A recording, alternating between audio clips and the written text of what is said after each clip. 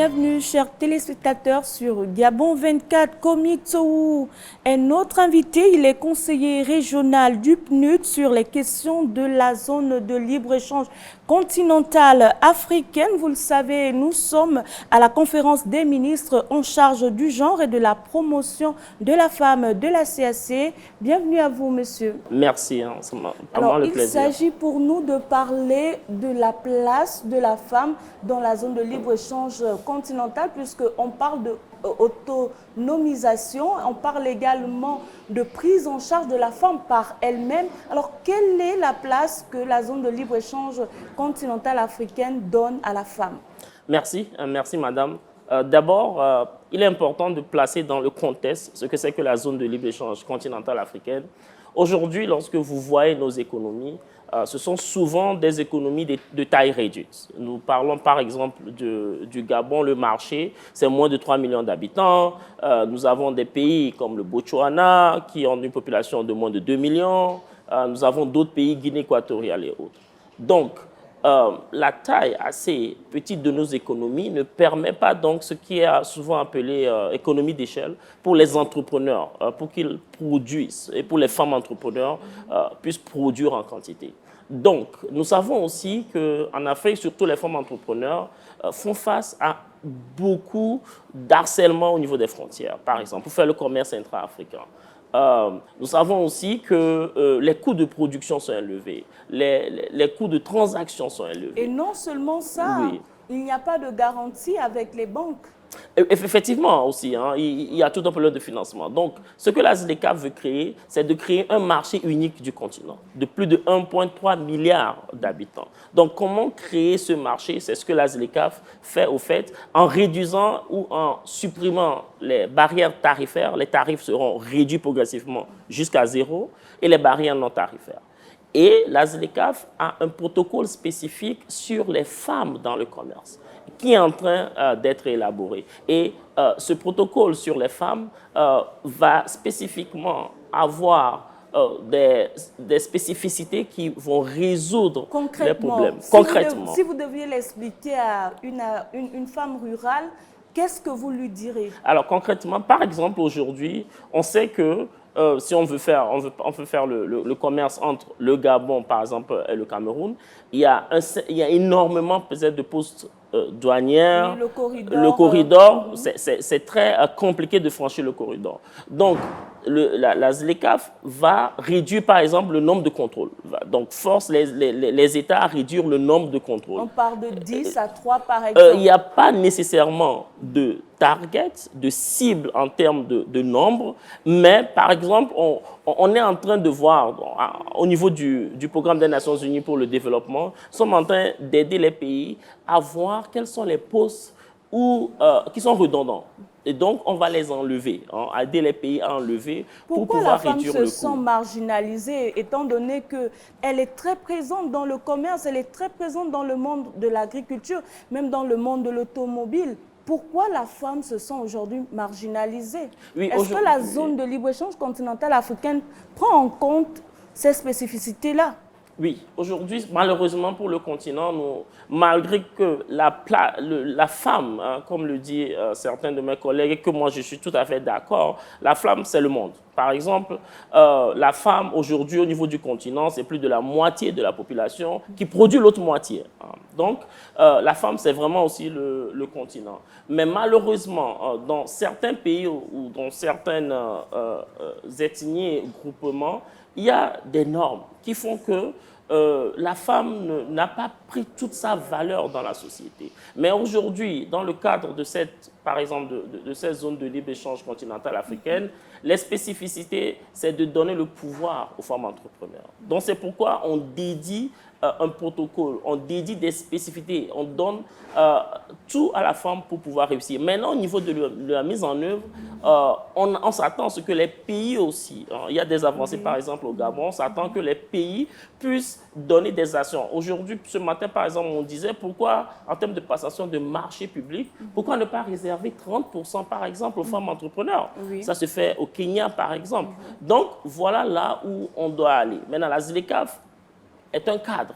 il faudrait que les pays puissent l'implémenter et donner le pouvoir aux femmes. Alors aujourd'hui, on est à plus de 2 ans. On va peut-être à la 3e année. Qu'est-ce qui se passe pour l'implémentation de la ZLECAf? Alors, il faut reconnaître que le processus d'intégration, quand on enlève les barrières tarifaires et autres, c'est un processus qui prend du temps. Aujourd'hui, nous avons plus de 46 pays qui ont ratifié l'accord. Il y a 8 qui ont commencé par l'implémenter à travers des initiatives spécifiques. Cette semaine, par exemple, avec l'appui du PNUD, de la Banque mondiale et de certains partenaires, le Ghana a pu mobiliser plus de 70 entrepreneurs, dont plusieurs femmes, pour aller au Kenya vendre leurs produits dans le cadre d'une région à une autre, parce qu'on peut avoir l'impression que cela ne se passerait que dans certaines régions. En Afrique de l'Ouest, le libre-échange se passe tranquillement. Exactement. Mais lorsqu'on constate, par exemple, que les femmes ghanéennes se déplacent vers le Kenya, c'est déjà une victoire. Oui, voilà, concrètement, c'est ce que fera la zone de libre-échange. On déplaçait les femmes, par exemple, les entrepreneurs gabonaises pour aller en Afrique du Sud.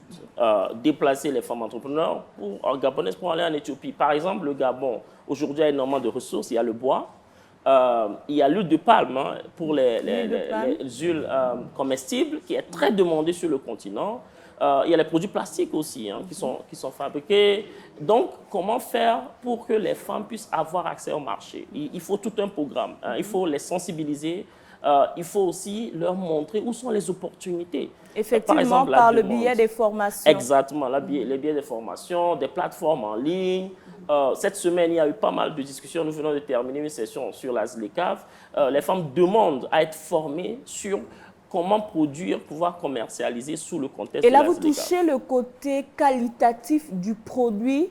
Alors, comment faire en sorte que ces femmes-là, qui n'ont pas accès au financement, certaines sont des autodidactes, certaines ne sont pas éduquées, comment les amener à ce qu'elles puissent respecter certaines normes? Puisqu'on parle de marché global, est-ce que vous n'avez pas peur que des géants comme le Nigeria, l'Afrique du Sud ou encore le Ghana puissent marginaliser ou piétiner des pays qui n'ont pas un fort potentiel en termes de marché? Alors, ce qu'il faut reconnaître, c'est que lorsque nous parlons donc de marché, de libre-échange, oui, il y aura la concurrence. Voilà.